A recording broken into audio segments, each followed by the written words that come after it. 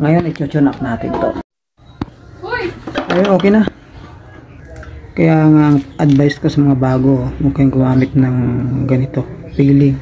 Special tools niya. Yan, pag nag-tune up kayo, kailangan meron kayong ganito. Itong piso. Itong piso na ito, malalaman mo to kung saan ko ginagamit mamaya. Huwag na natin patagalin pa. Kasi na natin to kasi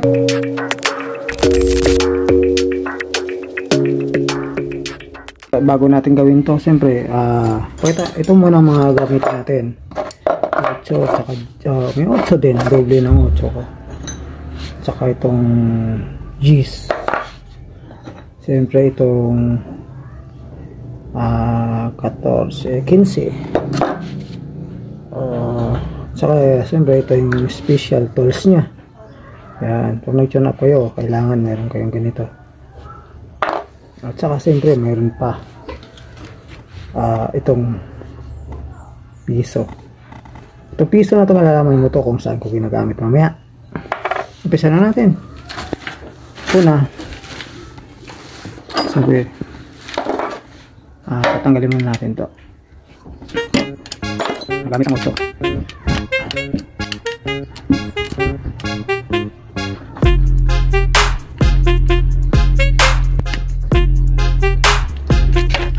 Patanggalin natin, siyempre patanggalin natin to.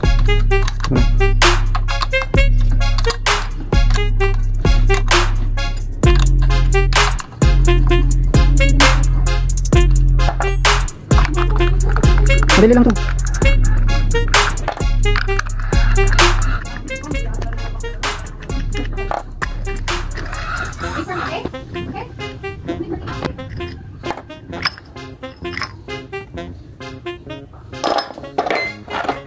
Itong ano ng piso, ito na yung trabaho ng piso. Dito siya. Yan.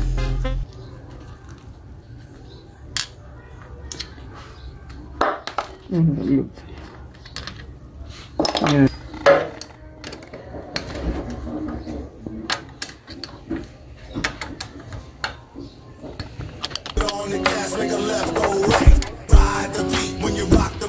Put your foot on the gas and eat a red light. Ride the beat when you rock the mic. Put your foot on the gas, make a left, go right. Tanggal din. Ayan, sa bila.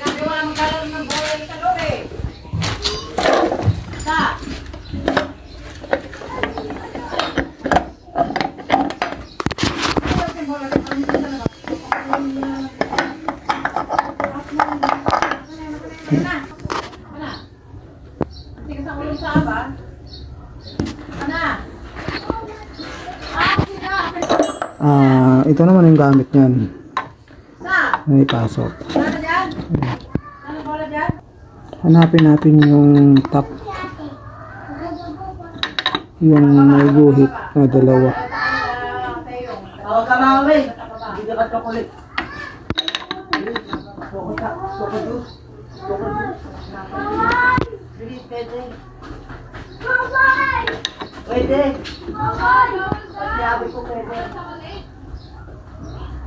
Doon, yung guhit na yan. Yan yung top. Yan ay letter T. Hindi ko na makita yung letra. Pero yan ay sa pangalawa. Pangatlo yan. Yan na yung ano. Yung iba kasi na magguhit na dalawa yan. Dalawang guhit. Dito sa side sa lipad isa lang.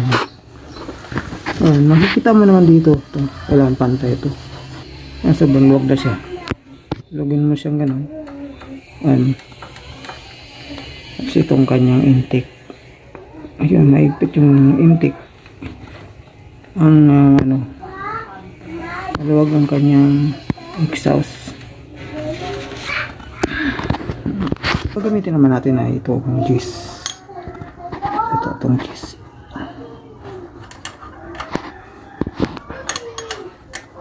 Gawin natin yan.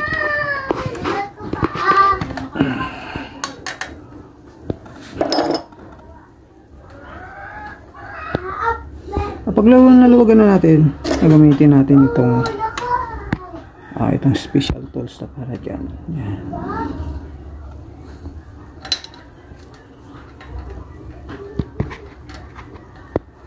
Lawan natin.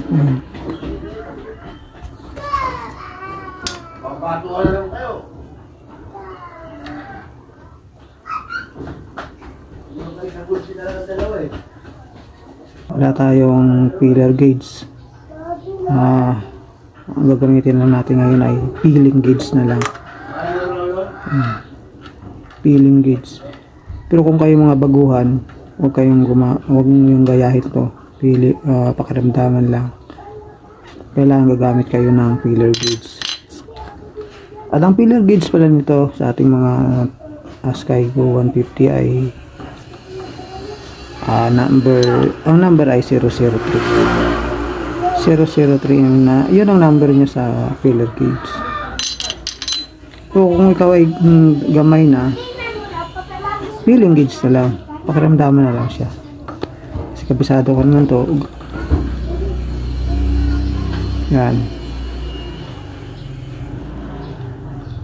feeling gauge na lang yan.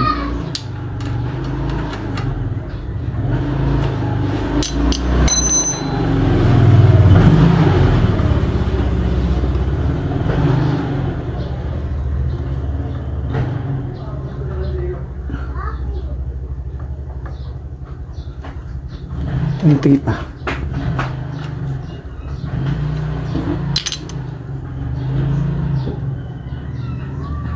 I-filler gauge mo to pag ikaw ay baguhan lang. Yun lang yung pinaka-advice ko. Kung sa inyo gamay nyo na, katulad ko gamay ko na, ay ito na lang, feeling gauge na lang. Hindi pwedeng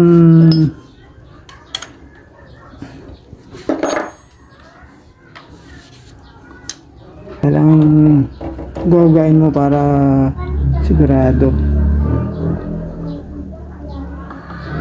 Okay. Maigpit na siya. Maganda na.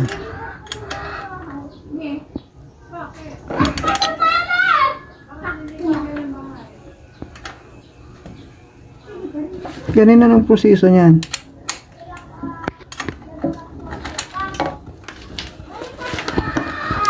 Pagyan pa dyan natin.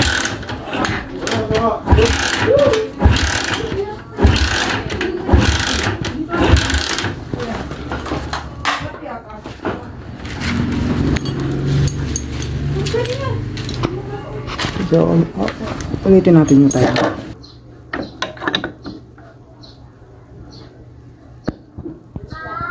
Yung una. Tapos, ito kanyang sunod ay fire. Ang kasunod yan, ito na yung top. Alugin muli yan. Okay na siya. Siyempre, bago natin saran yan,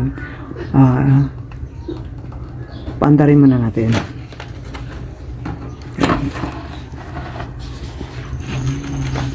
Kahit hindi muna isasara to, paandarin muna natin bago natin isara yan. Yan ang pinakamagandang gawin bago natin isara.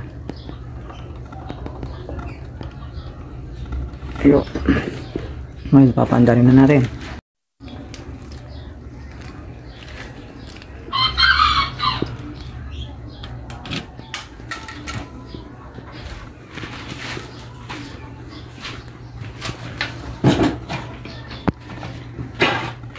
Kaya ko pinapaandar bago ko ikabit to. Isa rin sa dahilan para makikita ko kung maganda ang pag-akyat ng kanyang langis. Papapansin mo dito. Ayan ang technique. Kung kayo mag-tune up bago nyo isarado to, tingnan nyo muna ang akyat ng kanyang langis. Pandarin natin.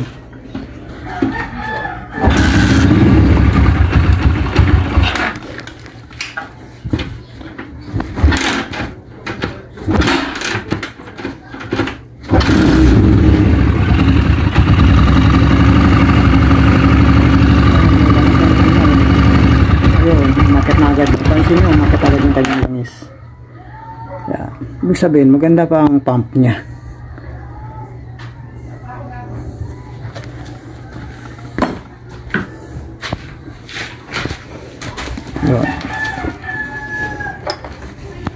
Ang advice ko sa mga bago, huwag kayong gumamit ng ganito, feeling.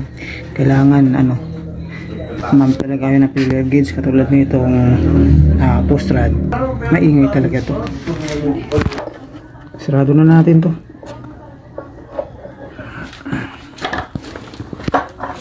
Yun lang pag-tune up ng ating mga motorsiklo na katulad na itong post rod. Mabilis lang yan.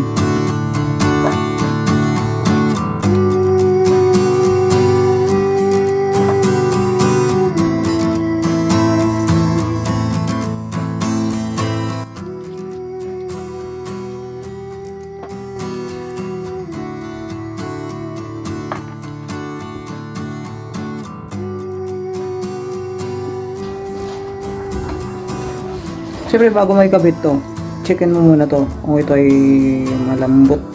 malambot pa o matigas. Kung matigas na, itong guma, palitan nyo na yan. Matulad nito malambot pa. Kapansin mo na yun, nakausap pa siya sa malambot.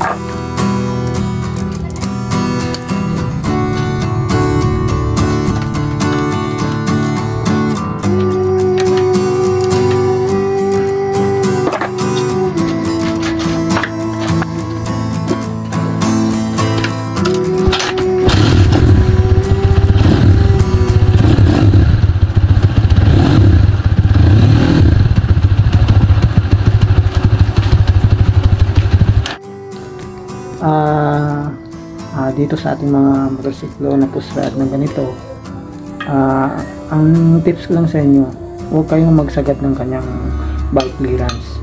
Medyo angat lang siya. Okay lang yung medyo maingay siya, lalo kung nag-long rides kayo. Ang pinaka clearance lang dito pag nasa gauge ay 003. Yan, maganda yan, matipid yan sa gas. Kahit maririnig mo na kunting may lagatik, okay na yan. Basta yan ang pinaka-safe na clearance, pinaka-safe na adjust ng kanyang clearance, valve clearance. Pag natukod, hindi nga maingay pero masakit naman sa makina. Doon yung mabilis uminit. Yung pinakamaganda, yun ang 003, ang pinakamagandang clearance ng ating motorsiklo na katulad nitong post rod. Sana may kunti kang natutunan. Nais ko lang may bagay sa inyo, aking natutunan dito, aking kunting nalalaman sa pag-tune up mo nitong ating motorsiklo at paggawa ng ating mga motorsiklo. Dahil dito sa pag-tune up na to, dito una-una akong natutong mga likot ng motorsiklo. Dahil nga dito sa pag-tune up, maraming salamat po at paalam.